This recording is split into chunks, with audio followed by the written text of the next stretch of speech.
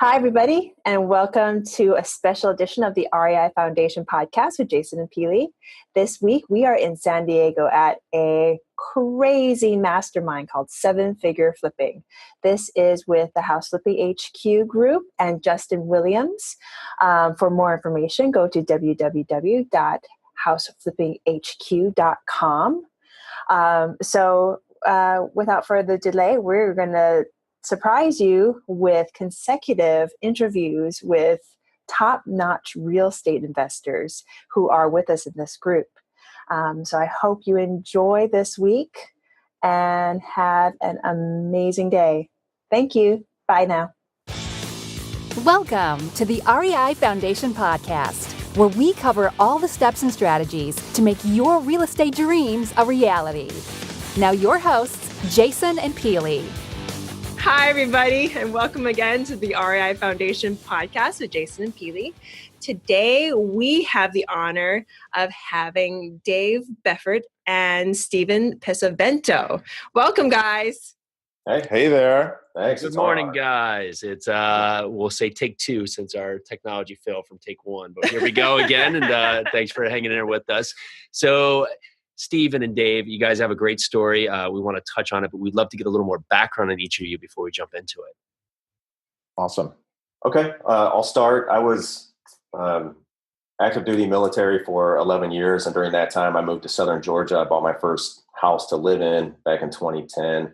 Ended up keeping that one as a rental property. And I still own that one. And it's cash flowing. So that was my first really entry into real estate after being interested in it for so long. But finally, actually, I was living overseas, so I moved back, was actually able to get involved, and then took a couple years off real estate, really, until I got out of the military and moved to Minneapolis.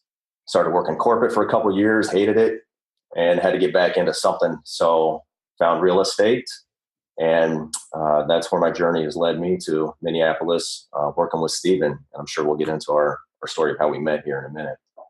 Yeah, absolutely. And my story is a little bit different. I worked in management consulting for a number of years and enjoyed it, but hated the corporate life, kind of moved into the tech sector, and just always knew that I wanted to get into real estate, but just kind of hadn't ever made the jump.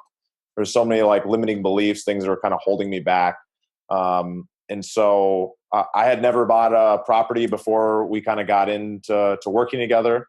But, when I decided to kind of make the jump, stop taking on new clients, stop doing everything and just kind of burnt the boats. And now we're here. So things are starting to work out. Awesome. So how did you two meet? Yeah. So we were at Flip Hacking Live in San Diego last year. And it was really great. Met a lot of really good people. Met you guys there, Jason. I had went there just to meet people and to kind of be around the right kind of community and culture. And Dave had actually stood up and said, "Hey, is there anyone from Minneapolis here?" And I was the only person who stood up, raised my hand. And, we ended up meeting in the back after and we're chatting. And he was disappointed to find out that I was from Minneapolis, but I actually lived in California. Nice. Yeah. So, and at that point, I was really at a kind of a crossroads in my life where I knew I needed to get out of corporate before I jumped out of my 7-story window there in my cubicle. And my wife was really pushing me. And I remember talking to you, Jason. And Not out the window, though. Yeah, no, not out the window. Not most days. Good clarification there, Peely. But I remember talking to you, Jason, and we talked about just a lot about life and plans for the future, actually, in the short conversation we had. And, that's when I made the decision that I needed to go full-time into real estate was at Flip Hacking Live. And it took me about 5 months after that before I did go full-time.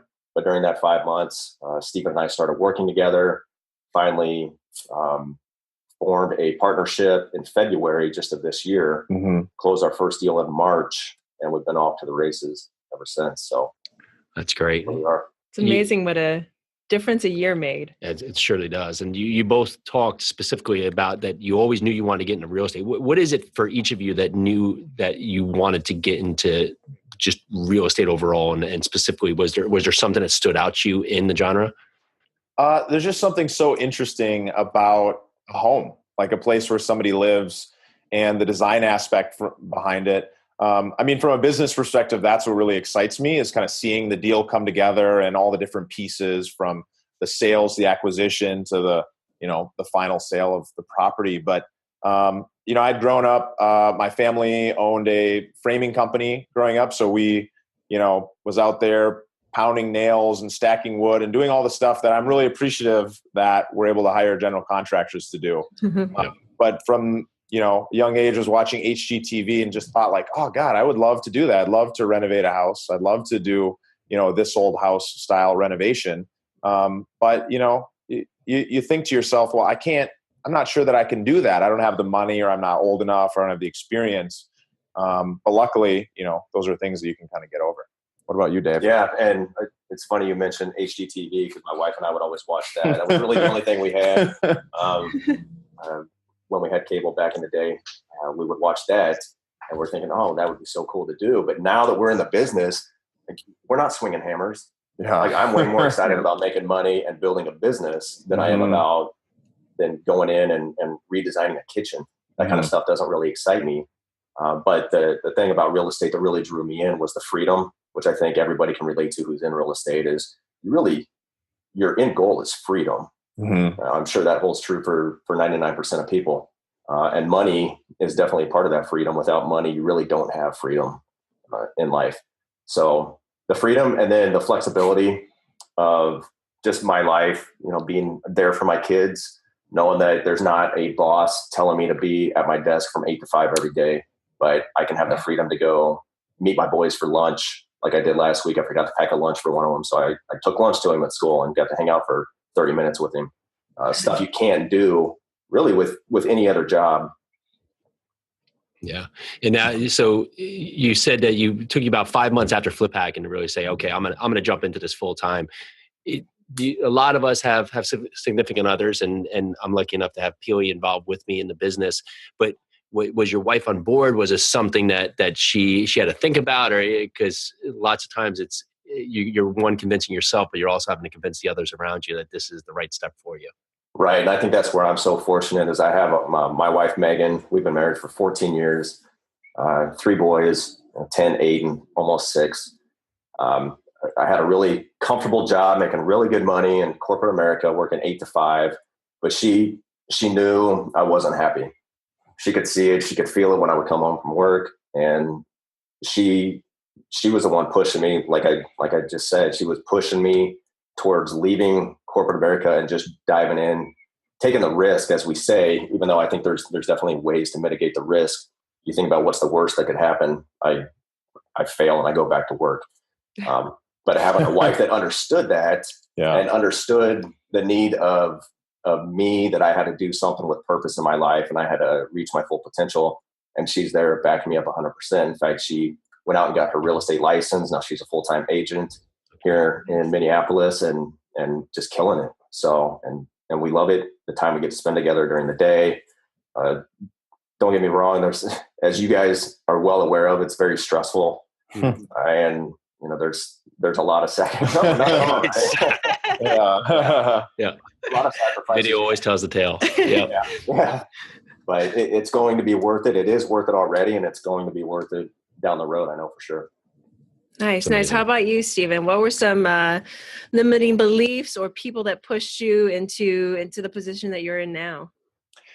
Yeah, I didn't have a partner that I had to look to, a wife to kind of talk about this stuff with. So it's really just friends and family. It's people that had been around for a long time and heard me talk about this over many years. I can remember back to when I was a freshman in college, putting offers on houses.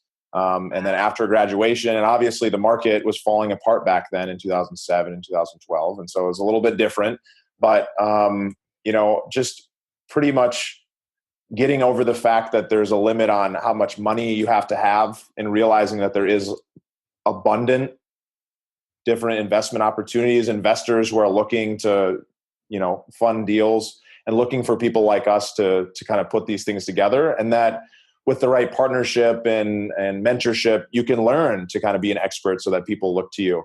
And so it was really just, talking with friends and family and saying, hey, like, this is what I want to do. And then finally making the decision, cutting myself off from all other options, just pushing myself all in.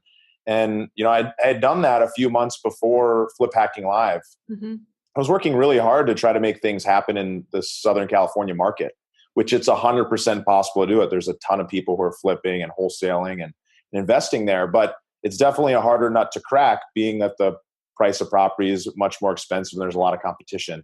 So spinning my wheels, and then finally, was like, hey, I need to be part of a community. Been going to a lot of events, but needed to be, part of something bigger, and met some really great people at Flip Hacking Live, and saw that other people like me could do it, people that were smarter than me and people that were not as smart as me, which really made it seem like, okay, wow, this is possible. Like if they can do it, like here's a model, like I can do it. And so immediately after Flip Hacking Live, within 3 weeks, was marketing in North Carolina and had a partner out there, and stopped doing anything in California. And, the rest is kind of history, I'm sure we'll talk about. Nice. So let's delve a little bit into that. Let's delve a little bit into mentorship. Okay. So we've been. I have one question before we get in there. So we're talking about partnerships, and lots of times people assume that they need a partner because that's going to ultimately be the solution. But it can be if you have the right partner. What stood out? You two met each other out in San Diego. Dave, you find out Steven's not from Minneapolis, but he grew up there, but he's no longer there. But yeah, Minneapolis. But what made it to a point that you guys figured this was the right partnership to take the next step forward, and how do you split up your duties today? I think that's a really good question. And I think it's important. And I want to be clear, like, even though I have two marriages per se, right? Yeah. I wouldn't recommend it for everybody. It's really important to have the right partner. So I think the key thing is that you have to be aligned on values, on the mission of what you're working towards and the goals of what you're going after. So like Dave and I talked, we talked for months before. We even worked together before we decided to hang up a shingle and go into business. And by doing that, by building a relationship and knowing that he was going to be shooting for the same goal that I was, that he wanted to build the same kind of business that I did, meant that we could be pushing together in the same direction. Because in partnerships, if one person wants goal A and the other person wants goal B, you're pushing in the opposite directions, and you're not, it's going to be a much tougher battle versus when you're actually kind of in alignment moving forward. Yeah, you definitely need to talk about it beforehand and have some real heart-to-hearts before you ever put the ink to paper and form a partnership. You don't want to just go to Vegas and get married by Elvis overnight. Again. Yeah. How does that usually end up? Not well. Yeah. So we talked about what are our visions, and we talked about it by Steven asking me what mine is and him telling me what his is. And we both had the same visions. We said, hey, 6 months from now, if we haven't made any money, are we still going to keep going? And we both said yes. What are you trying to get out of this business? Is it just to replace your income and live a comfortable life and not have to do a whole lot of work? Or is it to build a big business and a big machine that can generate a lot of income and allow you the options to invest your time in other areas outside of just this business at some point? And either one of those would have been just fine goals. Small business that you just make enough to live off of, a lifestyle business, or a big operation. Either one is great. But if one person wants a lifestyle business and wants to work 5 hours a week or 10 hours or 20 hours versus the other person's going to, work 60 hours a week, really grinding it out, trying to build something big, you're going to be in constant disagreement over what you're doing and where you're going. And like to maybe roll into the next topic, mentors, is some of our mentors, the Mikes. I talked to Mike, one of the Mikes, about this a couple times before I started the partnership with Steven, and asked him, hey, what do I need to look out for? What questions am I not thinking of?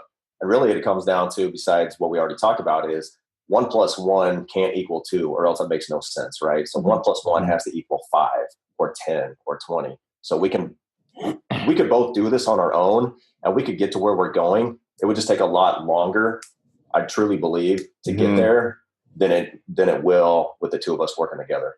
That's fantastic. And to go back to that quote that you just said, I think it was either when we're talking about Mike Simons and Mike Cowper. Right. I think their exact quote was 1 + 1 when it comes to partnerships. 1 + 1 = infinity. Like a great partnership will take you there. And, let's expand on mentorships first, but I'm going to go into it right now. The infinite sounds like where you guys are going, because to all of our listeners out there, and we'll get to this partnership has exploded from a year ago. But before I get into that, mentorship. So what we're talking about with Flip Hacking Live, we are actually all part of a mentorship program called 7 Figure Flipping with Justin Williams. Maybe you guys want to expand on that a little bit and how that mentorship has helped you expand your business. Yeah, the best part about it and the most powerful part is being around other people who are doing more than you. People who force you to raise your game. It's kind of like a little brother who sees his big brothers riding their bicycles without training wheels. The little brother throws the training wheels to the side and just gets on there and rides, and eventually can keep up with them. And that's kind of how we felt when we joined the group. Is look at all these monsters, these behemoths in here doing amazing, incredible stuff. We got to get there. And seeing it, you feel, I'm definitely not on the same level as some of these people like Justin and Bill and, the coaches and other people within the group. But we know we're going to be there. It's a foregone conclusion because we've seen it happen. Yeah. It's being surrounded by people who are doing what you want to do and at different levels. So it's being able to, one, look at somebody else who's kind of where you want to be in the future and ask them questions and see what they're doing and get ideas, and obviously have something to shoot for. Like once somebody sees that something can be done, it makes it that much easier for that person to do it. That's also to have other people who are coming up, who are, behind you in their development. They're just starting, being able to share some of that stuff with them, because you actually learn more when you're teaching. Every time I talk about a specific type of negotiation tactic or sales tactic with a new salesperson from our team, I learn more about that and I become better at that skill. And so that's the same for building a business or anything like that. Yeah, it's great. And you touched on it earlier, is that it makes it possible too. You see these people doing these grand things, but when you put together the steps, it makes it all possible, because they're just taking action in actionable steps, and that's leading to their success. And when you start breaking that down, we could all figure this out and probably spend a couple of years floundering around trying to figure out these steps, or just say, okay, well, here's the steps, go for it. Now it's just on you to take the action. So yeah. And for that, why don't we fast forward to your business, and where are you today? Tell us a little bit about what you're focusing on, how you're doing it, how you're splitting up your roles, and just kind of your day in, day out. Yeah, absolutely. So I'm in 2 different markets with 2 different partners. So Von Finch is in both North Carolina and Minnesota. And Dave's my partner in Minnesota. And I have another partner, Mike Foley, in North Carolina. And so what's really great about that is that we get to see what's happening in 2 different markets, and we're kind of taking 2 semi-different strategies. And so in North Carolina, for example, we're doing a lot more new construction and renovation. So we have a ton of renovation projects going on out there, and a couple new construction projects and some small developments that we're working on. But we're also wholesaling, right? So we're doing the same marketing machine in both areas. But in Minnesota, for example, we're focusing more on wholesaling, and we're slowly starting to get into the renovation game and starting to flip. And the reason for that was just, we wanted to take things slow and steady, because the experience difference. So my partner, Mike Foley, has been flipping and building for 22 years. And myself and Dave are both new to it. So we're learning from what's working in one area and from the rest of the group. And we're slowly starting to kind of hedge our bets in Minnesota as well. And that's working out really, really, really nicely so far. Right. So the way we split up the business is, and that's a great point in a partnership, if you got 2 people doing the same thing, you're wasting time. There needs to be efficiencies in any partnership. So, or otherwise, what's the point? So how we really split up the business, the big picture is Steven's the front half. So marketing, sales, acquisition. I'm the back half, dispositions and project management. So, Steven manages the sales team and the lead intake. I manage the dispositions manager and eventually a project manager. But right now I'm really in charge of the rehabs and making sure that we get all the wholesaling we do, that we get those contracts assigned and sold. So we really split up the responsibilities pretty well. So we each know who's responsible for what.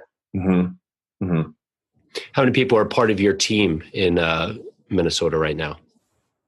In Minnesota, we have a full-time leads manager. We have a full-time acquisition manager, full-time dispositions manager, and we are still searching for another leads manager to catch the overflow and to make outbound calls, cold calling, and eventually a second. Always looking for another acquisitions person to just to continue to scale and build that bench. You heard that, folks. If anybody's in this market and is an awesome salesperson, yes, that's the job requirement. That's the only requirement. Give us a call for sure.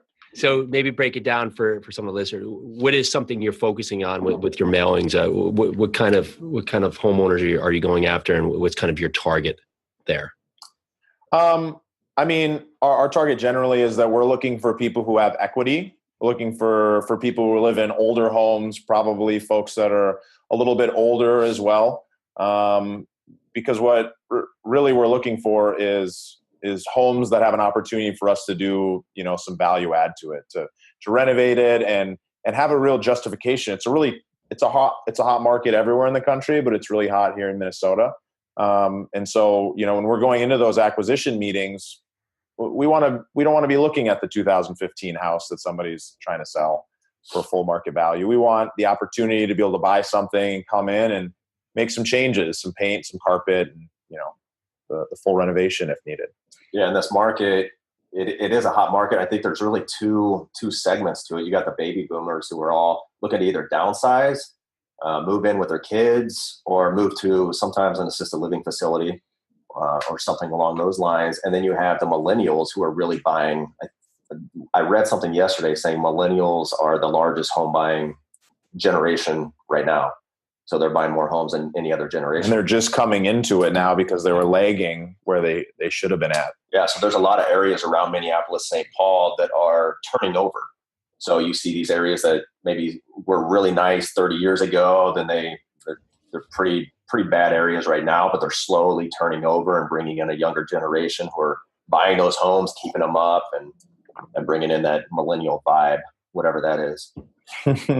So with a competitive market, are you finding success with direct mailing and kind of you've started with wholesaling, but now are you seeing that just with how tight it is that you're trying to find opportunities where you can also flip, you were saying? Is that correct? Yeah, I think from like a larger perspective, what we see is that you can run a great business wholesaling. You can make a lot of money doing it, and it can be a great entry.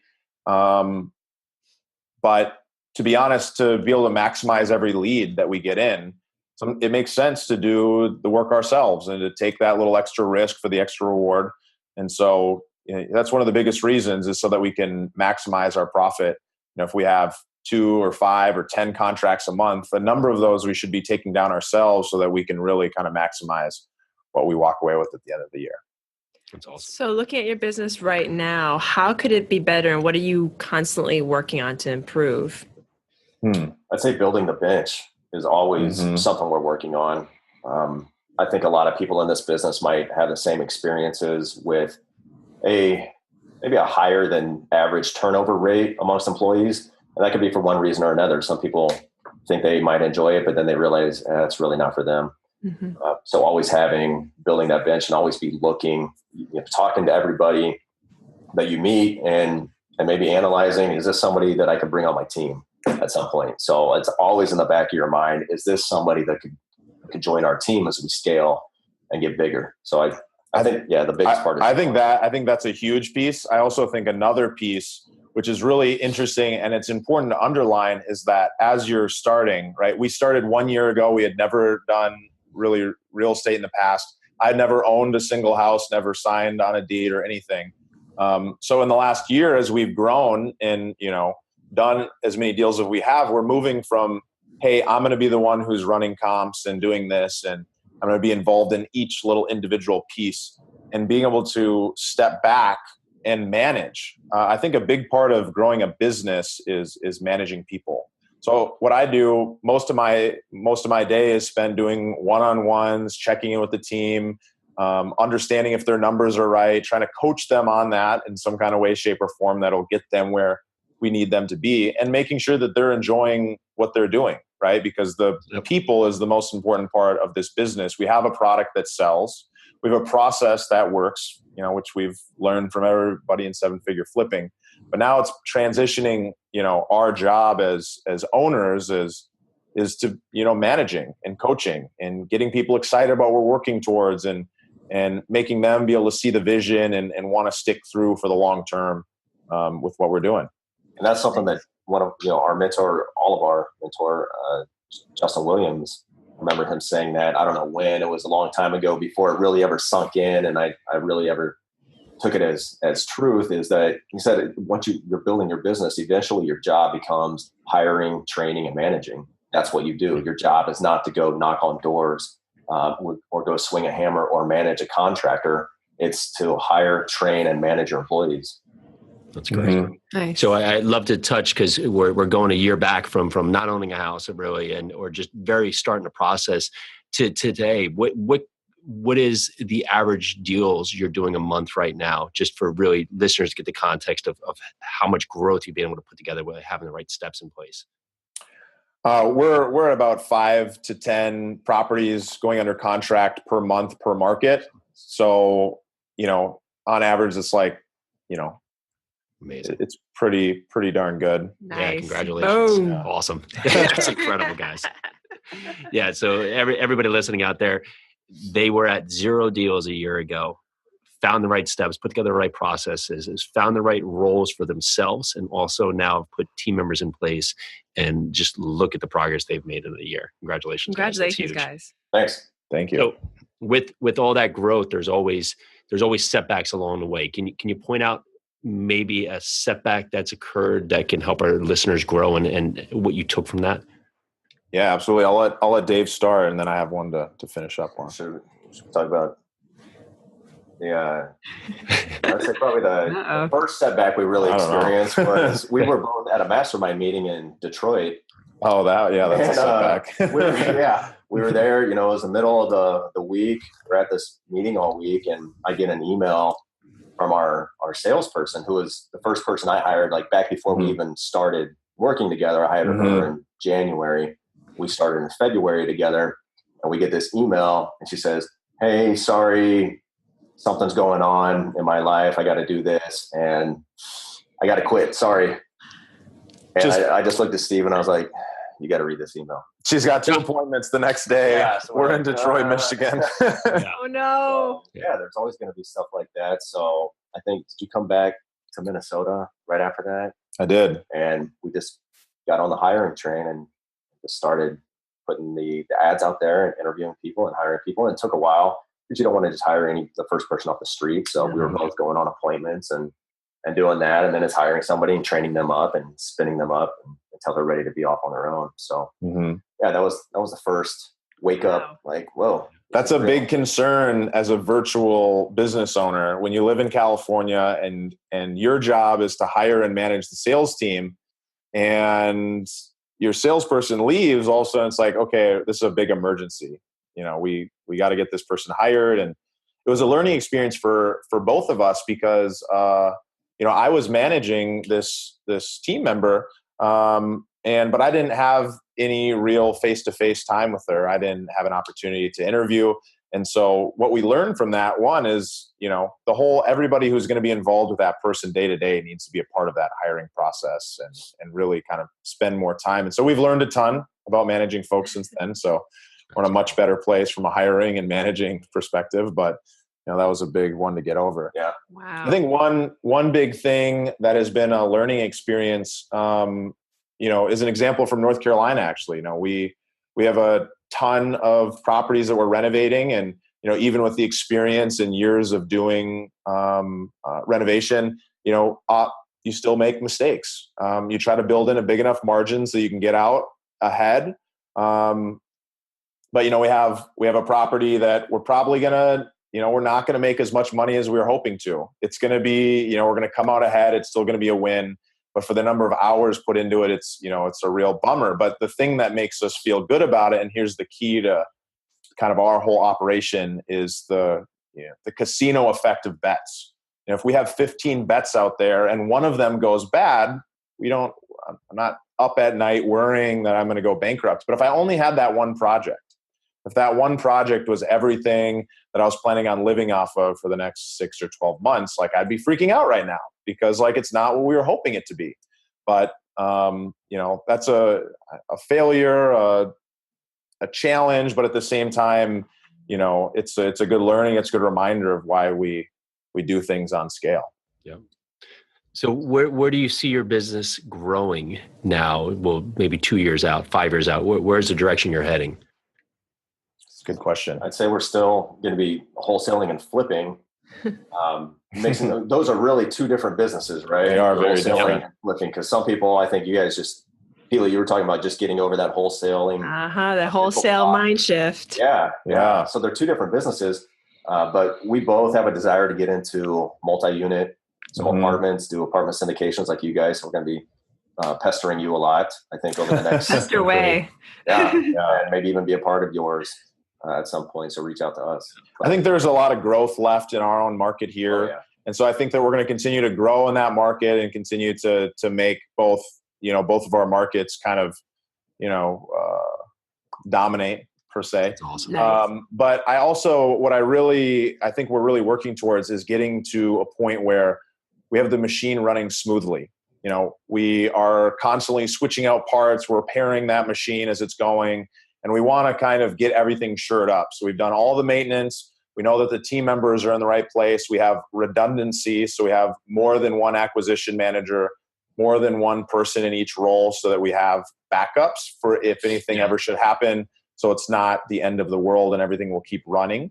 And so I think over the next year, that's really where I think we want to be focusing, so that we can step back, have the machine keep running, and be able to focus on maybe something new that's exciting to us, though, like multifamily or building or developing or other things. That's great. Like that. Which we see that with Justin and Andy. I mean, having Andy has a COO for his business that he checks in with that one person.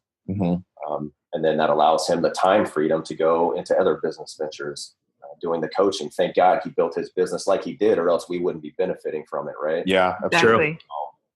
Yeah, imagine the good that we can do once we get our business to a level where we can devote our time to something bigger even. Yeah. So I'm looking forward to that. That's great. Nice. Good. This is pretty big, though, Dave. We're doing a lot of good stuff. Oh, here, definitely. Yeah. So. Well, Give yourself- you've actually, I would say that you touched on something there, is that lots of times when you're growing a business, you forget to give yourself credit, or just give yourself a little pat in the back for, like, I was at 0 deals, and now even if I'm at 1, I'm still at 1, and I was at 0. And we forget that all the time. We have these victories, but you're so busy in the process sometimes that you forget to give yourself that moment of just saying, okay, good job. Now get back to work, but good job. Yeah. Yeah. Or look how far you've come. And I mean, that's the great thing. We're in this group and you see people so much further ahead than us. So, and we had this discussion at the last mastermind. It's like, why do I never feel like I'm successful? Yeah. Well, like, you're doing like multiple 6 figures a year. How could you not feel successful? If you, a year ago, if you would have told me I was doing this, I'd be like, oh, I totally feel like a success. But now I'm like, well, I want to be doing millions a year, and then I'll feel successful. So it's like you said, it's that just being appreciative and having the gratitude for where you are and where you've come. Right now, we know it's not going to happen overnight. And plus, we're really, I mean, money aside, I love making money. It's great. We're going to be doing just fine with that as the year continues. But we're really offering a good service to the community, to the homeowners, to our sellers, and to the people who are going to move into the houses when we're done renovating them. I mean, for the people on the who are selling their house side, we make it really easy. People are interested in just being done with their house. They don't have to renovate. They don't have to deal with any of the headache. They're out of a bind. And then on the other side of the coin, the folks who want to move into a ready, a certified pre-owned house, as I like to say, we put out a really great product that people are going to move into, and families are going to grow up and kids are going to get older. And it's it's a lot better than just having a bunch of crappy houses sitting all over the place. Right. That's the truth. And it makes you feel good about what you're doing. Yeah, you raise people up, you raise communities up. I mean, what's not to love about our jobs? Right. It's amazing. So go ahead, baby. No, I was going to say, so for a new investor out there that's maybe listening to this for the first time, could you give them one actionable step that they could take today to get moving with either getting into the business or growing their business? Yes, absolutely. It's really simple. Just do it. It's great. Nice. Just stop thinking about it and do it. You already know what to do. If you've listened to more than 5 of these podcasts, if you read more than one book or had a conversation for a few minutes, just take the action step and set the goal and do it by the end of the day. Do it today. Call somebody, call a mentor, get online, make a post, set up a coffee with somebody. You know what? Email Jason or I, or email Dave or Steven. I'm sure they'd love to have a conversation with you. Yeah, sure. Or just get on Zillow or Craigslist and call a for sale by owner and just ask them if you can come out and see their house and make them an offer. Nice. Just make them an offer knowing that they're not going to accept it. Just go out and do it and get over that fear. That's great. And if you do seek out for a mentor, I would recommend doing something before you go seek a mentor, or else they may not take you serious. So have a couple things under your belt. You've met with a couple sellers, you've talked to people on the phone, and then go seek somebody out. That's great. So we just have a few more questions before we leave you. What are some words that you live by? Dave. Boy, I live by so many words. A few words usually, but I love quotes. And the one I have on my desktop computer is from Tony Robbins. And it says, and we actually have it on a chalkboard behind the sink in the kitchen, is why live an ordinary life when you can live an extraordinary life? Nice. I mean, great words. Why? So I'm not going to settle in this life. That's great. Steven? Yeah, absolutely. Well, one that I think is just a key part of my life is you are the sum of the 5 people you spend the most time with. So find a community, remind yourself of that. If you're hanging out with the wrong people or, dream killers, people who don't want you to succeed or are just not interested in the same things that you want to be interested in, then, find a new group, find new people. That doesn't mean you have to leave them behind for good, but surround yourself with the right folks. That's great. Well, thank you guys. And before we let you go, what is the best way for people to find you, whether they want to get on your buyer's list or hear a little bit more about your story or see if they can add value to you guys? You started up a website for just general investors, like bfinvest.com. Awesome. And you can email me directly, dave@vaughnfinch.com. If you have any questions, I'm happy to get back to you as soon as I can. That's great. Well, guys, thank you so much. We've learned a ton. Appreciate it. Look forward to seeing you guys in a couple of days and take us out. Yeah, I can't wait. Thank you so much, guys. Looking forward to it. This is the REI Foundation podcast with Jason and Peely. Thank you so very much to Dave and Steven, and thank you all for listening. Bye now. Bye. Bye. Thanks. Thanks for tuning into the REI Foundation podcast. Check back next time for more awesome tips and strategies to launch your new you in real estate.